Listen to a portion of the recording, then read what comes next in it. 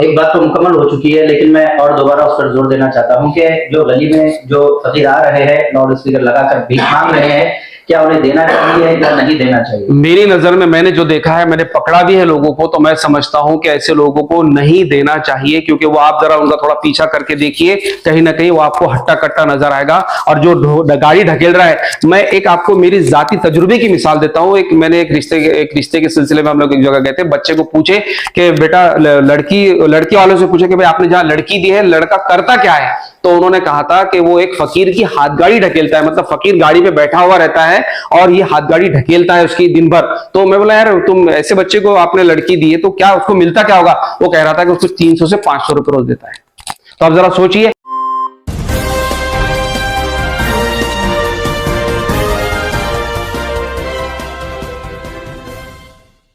मोहतरम नाज़रीन, स्वागत है आपका लोकशान न्यूज सिल्लोड़ में, बुलंद आवाज सच के साथ। आज 13 रमजान है। तमाम अहले वतन को रमजान की पुरखुलूस मुबारकबाद हम पेश करते हैं। इसी तरह से ईमान वालों के तमाम रोज़ों को और तमाम नेकियों को अल्लाह तबारक व तआला बेइंतहा कबूल फरमाए, ऐसी अल्लाह से दुआ भी करते हैं। नाज़रीन, जैसा कि रमजान का महीना नेकियों का सीजन होता है और इस महीने में नेकियों का रेट अल्लाह तबारक व तआला बढ़ा देता है। इसी मुनासिबत से ईमान वाले इस महीने में ज़कात निकालने को ज्यादा तरजीह देते हैं और ज़कात ज्यादा निकाली जाती है। लेकिन नाज़रीन, ज़कात निकालने का जो मकसद है, क्या वो पूरा हो रहा है? क्या ज़कात निकालने की बाद जो गरीब है उनकी गरीबी दूर हो रही है? बहुत सारे ऐसे सवालात हैं जो अब तक के मुकम्मल तौर पर हल नहीं हुए हैं। इसी के मुतालिक हमारे साथ सिल्लोड़ ऑक्सफोर्ड इंग्लिश स्कूल के डायरेक्टर साजिद सर है, जो पीपीटी के जरिए से बेहतरीन अंदाज में, जो कि उन्होंने बहुत अच्छे तरीके से तैयार किया है, जो ये बताना चाह रहे हैं अपने एक खास तजुर्बे के जरिए से कि ज़कात का क्या मकसद है और ज़कात किस तरह से अदा की जाए तो गरीबी दूर हो सकती है और बेवाओं और गुरबा के पास में ज़कात का जो हक है वो सही से अदा हो सकता है।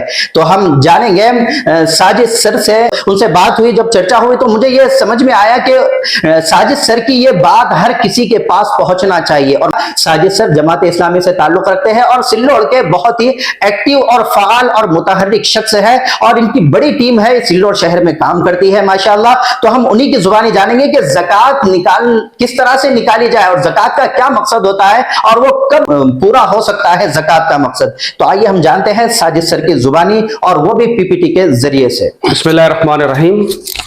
अस्सलाम वालेकुम। सबसे पहले लोकशान के सभी दर्शकों को ईद रमजान मुबारक की ढेर सारी मुबारकबाद।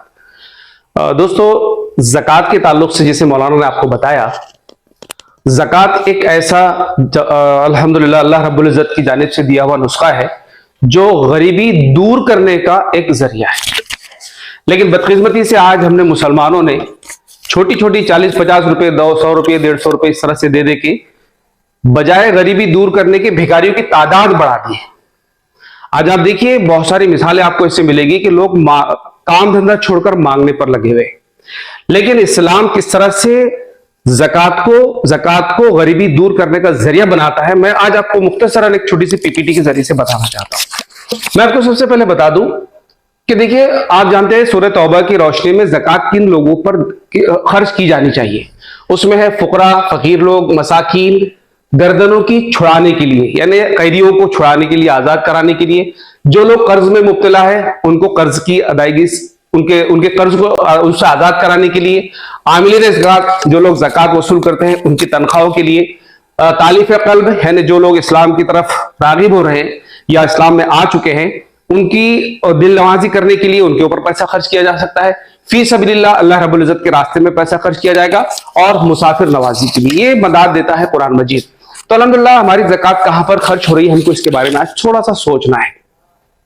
तो अब देखिए कि इन मदाद पर हम कब खर्च कर सकेंगे।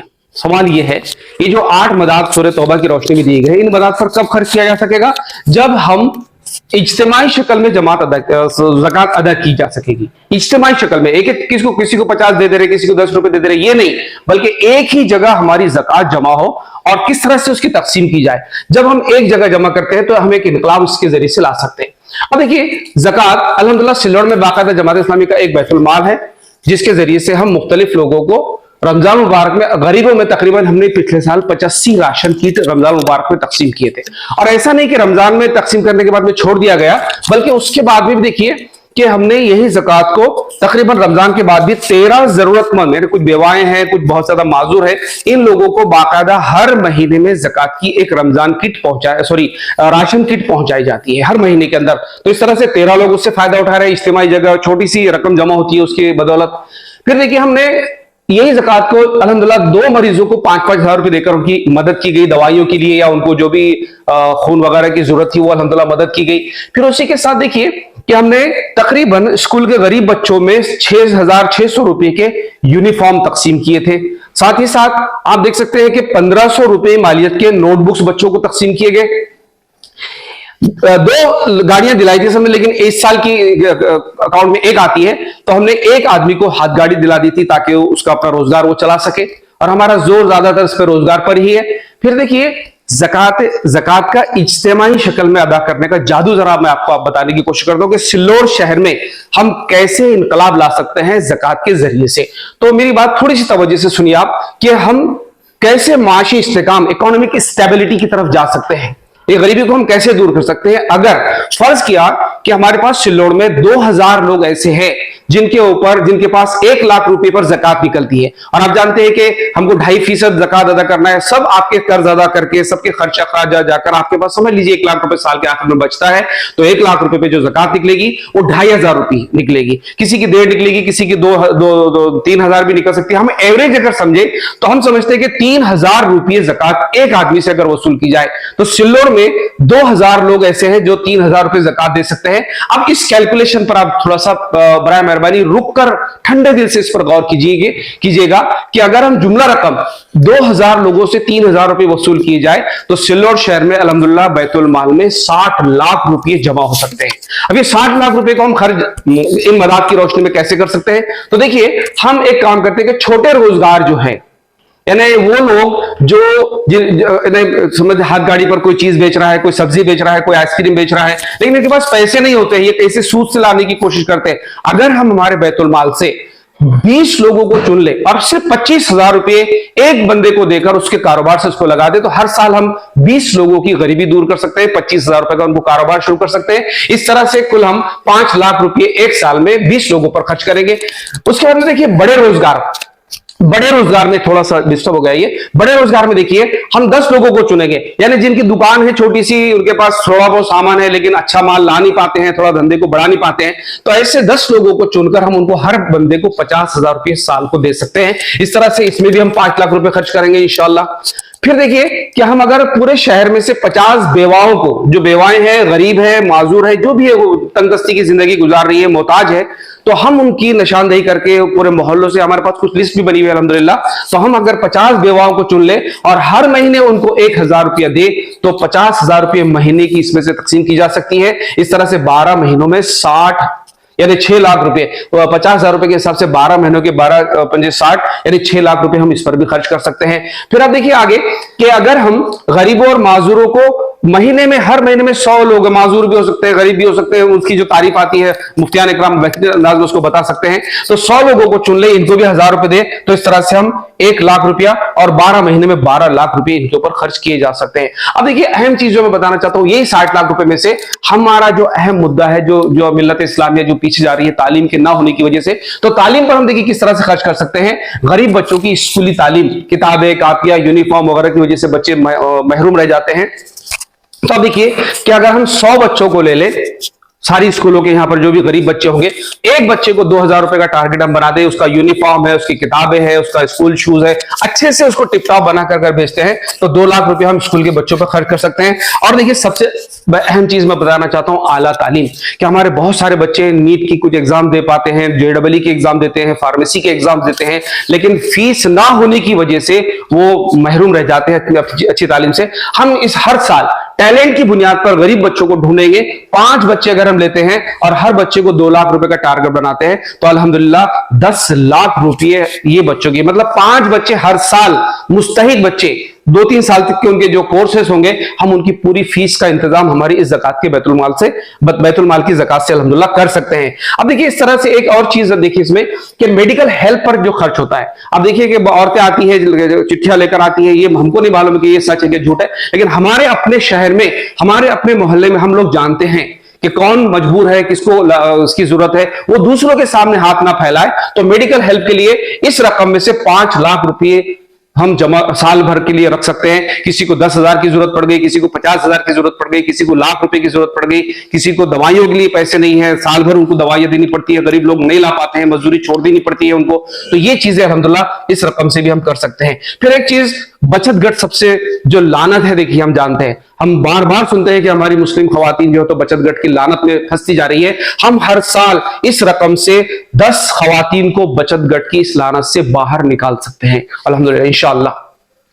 फिर देखिए कैद की रिहाई, जैसे आपने देखा कि मदात में है कि हमारे कई लोग हैं, अभी सुप्रीम कोर्ट का एक सर्वे आया था, उसमें बताते हैं कि हजारों लोग ऐसे हैं जो 10,000 20,000 की जमानत अदा ना करने की वजह से जेल के अंदर कई सालों से पड़े हुए हैं। तो ऐसे कई लोग हैं जो हमारे अपने शहर में, अतराफ में भी हमारे पास कई जो होते हैं, जो बेगुनाह बच्चे होते हैं, इनको अगर गिरफ्तार किया जाता है, उनके पास अगर इंतजाम नहीं है, तो अल्हम्दुलिल्लाह कैद की रिहाई के लिए भी, जमानत के लिए भी पैसों का इस्तेमाल किया जा सकता है। तो ये चीजें थी जो मैंने आप लोगों के सामने रखी कि अगर हम हर साल 2,000 लोगों से 3-3 हजार रुपए जमा करें, और अल्हम्दुलिल्लाह सिल्लोड शहर में ऐसे लोग हैं कि 2,000 वो कम से कम 3,000 रुपए ज़कात दे सकते हैं, बजाय 50-50 रुपये इसको देने के, अगर वो एक जगह जमा कर दे, एक बैतुल माल में जमा कर दे, जैसे जमात इस्लामी के यहाँ पर बैतुल माल है, और इस साथ ही साथ एक फलाए अम ट्रस्ट के नाम से भी एक ट्रस्ट यहाँ पर चलता है, जिसके जरिए से ये काम किए जाते हैं। तो हमने देखिए छोटी सी रकम 1-1.5 लाख रुपए जमा करके हमने बताया आपको कि हमने कौन कौन से काम किए,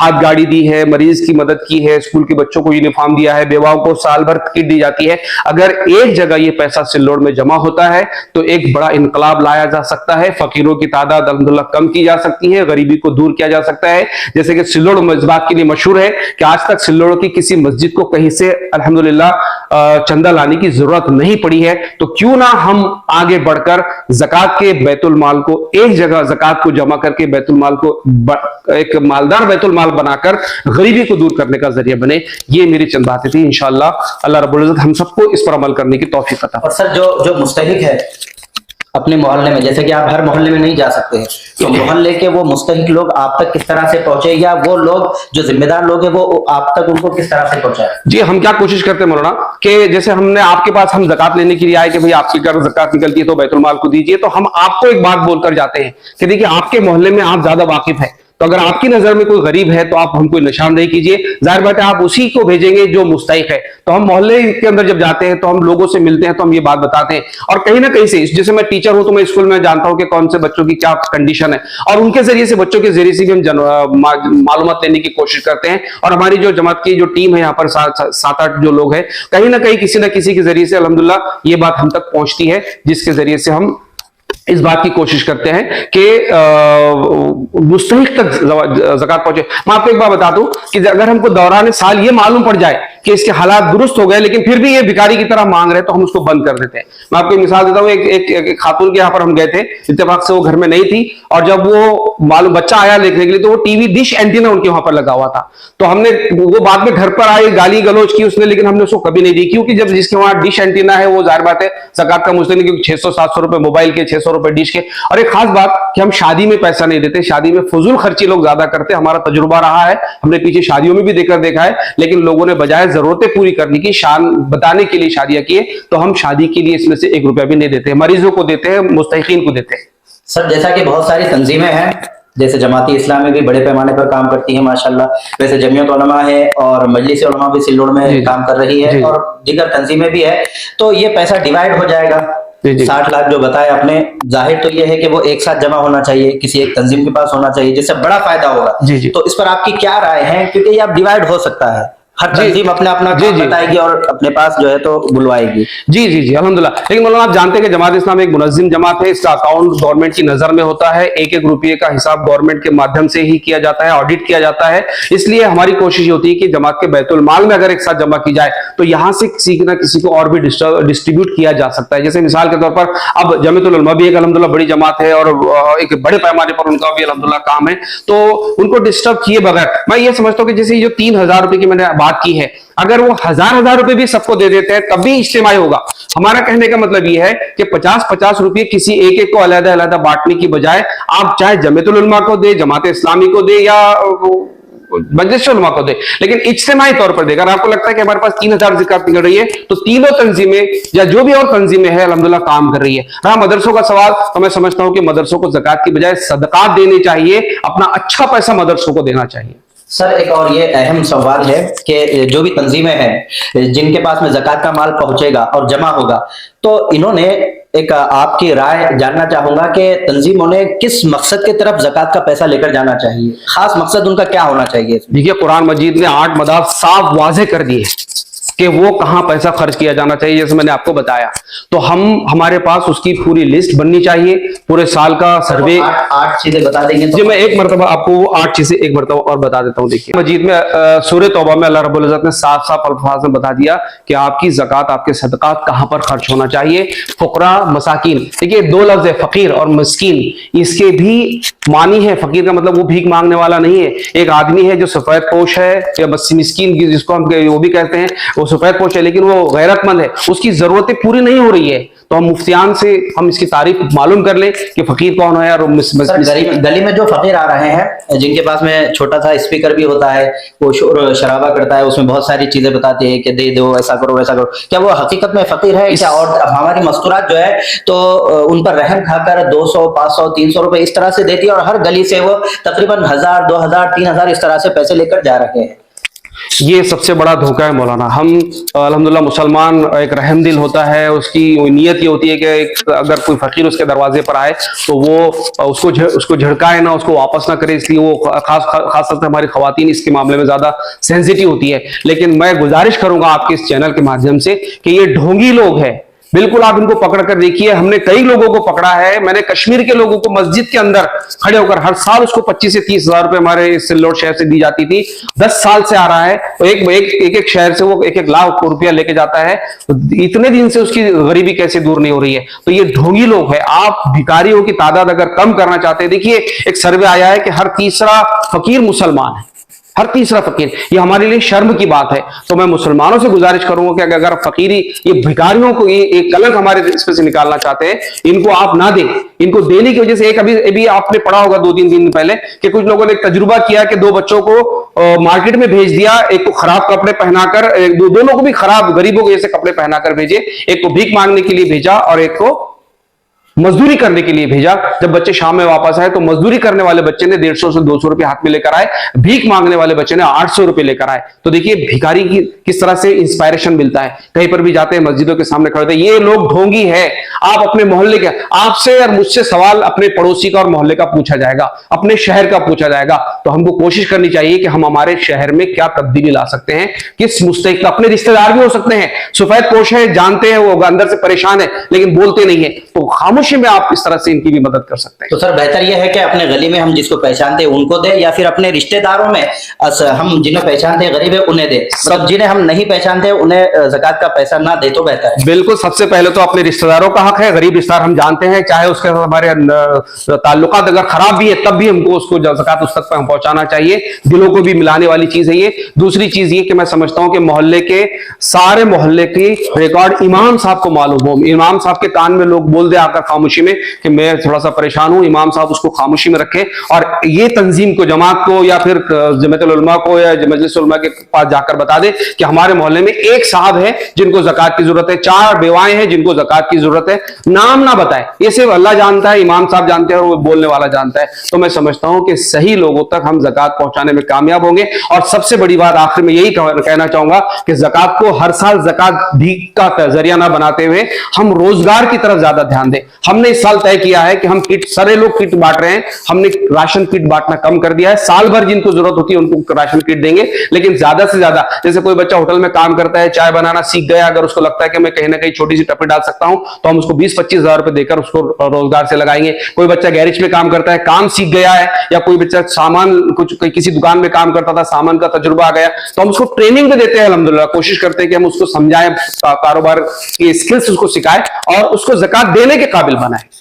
और अगर कोई खातून है, ये तो रोजगार लड़कों के लिए होगा, अगर कोई खातून है उसके लिए ज़कात का पैसा कि वो अपने रोजगार को कमाने वाली बन जाए, उसके लिए क्या निज़ाम है? जाहिर बात है कि अगर वो फकीर या वो इस तारीफ में अगर कहीं आती है, वो मुस्तहिक है, तो उसको भी दिया जाएगा, वो भी अपना कारोबार शुरू कर सकती है। इंशाल्लाह हमारा अगला मंसूबा सिलाई सेंटर का भी है। कुछ लोगों ने हमसे कहा है कि हम आपको मुंबई से कपड़े देंगे, खवातीन को ट्रेनिंग दे देंगे, आप सिर्फ एक थोड़ा सा जगह का इंतजाम कीजिए, हम आपको 300-400 मीटर कपड़ा देते हैं। तो इंशाल्लाह अनकरीब हमारा जैसे हालात थोड़े से मुनासिब बनते हैं, तो हमारी कोशिश ये होगी कि हम एक सिलाई सेंटर चलाएं जहां पर खवातीन को एक रोजगार मिल सके। एक बेहतरीन बात सामने आई है सर आपके जरिए से कि ज़कात के पैसों से बजाय राशन वगैरह भर के देने के रोजगार से लगा दिया जाए, तो बेहतर तो वही हो, समझ में आ रहा है। सर जिस तरह से गर्दनों को छुड़ाने के लिए, अब ये तीसरा टॉपिक है, तो गर्दनों को छुड़ाने के लिए अगर कोई ज़कात जमा करे, कोई खातिन हज़रात, तो वो किस तरह से, मतलब उनके लिए क्या है?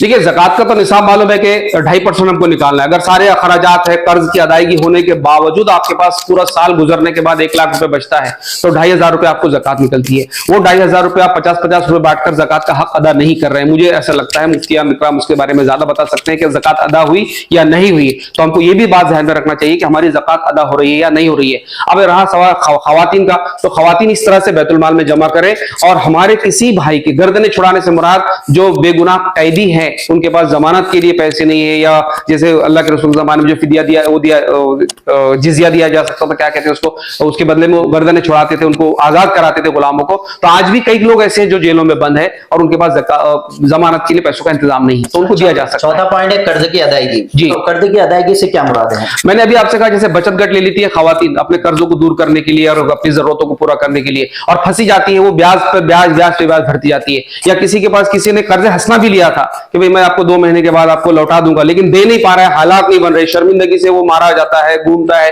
नजरें नहीं मिलाता है। तो ऐसे लोग जिनकी तरफ 10-5 हजार रुपए, अगर ज्यादा रकम रही तो ज्यादा रकम भी अदा की जा सकती है, लेकिन इसमें भी एक बात ख्याल रखनी पड़ेगी कि ढोंगी लोग ना हो, वरना तो कोई भी आएगा। हम जानते हैं कि कौन हमारे मोहल्ले में, इसलिए मैं कह रहा हूं कि मोहल्ले वाले ज्यादा जिम्मेदार हैं। मोहल्ले वाले नजर रखें, अपने पड़ोस पे नजर रखें और उसकी निशानदेही करें। मैं आपके माध्यम से गुजारिश करूंगा लोगों से कि आपको लगता है कि आपके मोहल्ले में कोई खातून है, कोई माजूर आदमी है, कोई बुजुर्ग है, कोई सफेद पोश इंसान है, अच्छी शायद है, उसकी कमाई नहीं है, लेकिन वो गैरत पने मांगता नहीं है, तो आप हमको उनका नाम बताइए। हम उनके खामोशी में उनका नाम भी किसी को जाहिर नहीं होगा इंशाल्लाह, और हम उन तक ज़कात का माल पहुंचाने की कोशिश करेंगे। आमिलीन ज़कात में कौन शामिल है? आमिलीन ज़कात में खासतौर से जहां इस्लामी हुकूमत होती थी, उस पे कुछ लोग ज़कात को वसूल करने पर उस पे वो होते थे, अपॉइंट होते थे, बाकायदा वो सारे काम अपनी रोजगार छोड़कर वो सिर्फ ज़कात वसूल करते थे वो, तो उनके लिए जायज है। जैसे मिसाल के तौर पर हम यहाँ पर करते, लेकिन अल्हम्दुलिल्लाह अल्लाह रब्बुल इज्जत ने हमको नौकरी दी है, सब कुछ दिया है, इतनी ज़कात यहाँ से कोई 5 पैसा तो नहीं लेता है।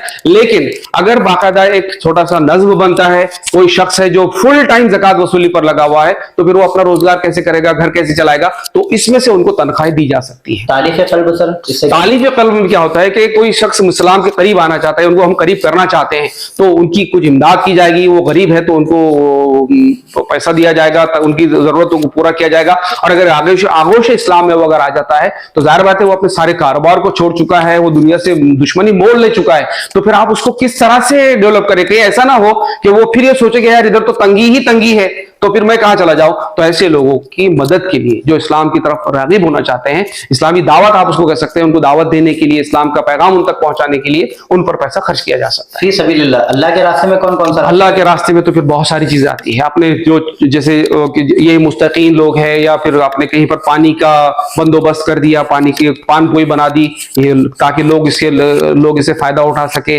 और ऐसी बहुत सारी चीजें जो फी सबीलिल्लाह में आती है। मुसाफिर नवाजी में कौन सी बात शामिल? मुसाफिर अगर तंगदस्त है, जैसे रास्ते में कोई मुसाफिर गुजर रहा है, मुसाफिर खाने किसी जमाने में हुआ करते थे, जैसे आज भी मसाजिद में लोग आके ठहरते हैं, तो हम अगर जानते हैं कि हाँ ये तंगदस्ती का परेशान है, कहीं तंगदस्ती का मारा है, इस वक्त सफर में पैसा खर्च के लिए नहीं है, तो उन पर भी इस्लाम कहता है कि इन पर भी पैसा खर्च करे ज़कात। एक बात तो मुकम्मल हो चुकी है, लेकिन मैं और दोबारा उस पर जोर देना चाहता हूँ कि जो गली में जो फकीर आ रहे हैं, लाउड स्पीकर लगाकर भीख मांग रहे हैं, क्या उन्हें देना चाहिए या नहीं देना चाहिए? मेरी नजर में मैंने जो देखा है, मैंने पकड़ा भी है लोगों को, तो मैं समझता हूं कि ऐसे लोगों को नहीं देना चाहिए, क्योंकि वो आप जरा उनका थोड़ा पीछा करके देखिए, कहीं ना कहीं वो आपको हट्टा कट्टा नजर आएगा। और जो गाड़ी ढकेल रहा है, मैं एक आपको मेरी जाती तजुर्बे की मिसाल देता हूं। मैंने एक रिश्ते के सिलसिले में हम लोग एक जगह गए थे, बच्चे को पूछे कि बेटा लड़की वालों से पूछे कि भाई आपने जहां लड़की दी है, लड़का करता क्या है?